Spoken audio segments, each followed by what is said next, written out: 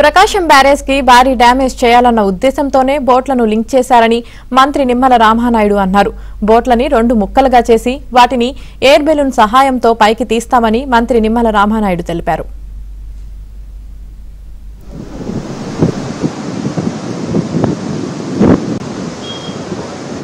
అంటే 3 బోట్లు లింక్ అయి ఉండడం అంటే దగ్గర 120 టన్నులు అవుతుంది. అంటే ఒక బోట్ అయితే ఒక 40 టన్నులు వేసుకుంటే 3 బోట్లు అంటే 120 టన్నులు అవుతుంది.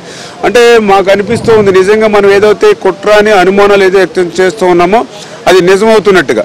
ఎందుకంటే ఏదో ఒక బోట్ అంటే యాదృచ్ఛికంగా వచ్చింది అనుకోవచ్చు, లేదా ఒక 10 నిమిషాలు అరగంట గ్యాప్లో వస్తే ఇంకొక కానాలోకో లేక ఇంకో చోటకు పోవచ్చు. కానీ 3 బోట్లు కూడా ఒకదానికి లింక్ ఉన్నాయని అంటే ఒక బోటు తాకితే కంటే కూడా 3 బోట్లు కలిపి 120 టన్నులు సామర్థ్యం పెంచితే ఎక్కువ స్పీడ్గా తాకితే ఎక్కువ నష్టం జరుగుతుంది అనేటువంటి దుర్మార్గమైన ఆలోచన కూడా దాగి ఉందా ఈ లింక్ అవడం ద్వారా అనేటువంటిది ఒకటి అనుమానాలు బలపడుతున్న పరిస్థితి. రెండవది శాండ్ కూడా ఫిల్ చేసి ఉన్నాయి ఇవన్నీ అని చెప్తూ ఉన్నారు.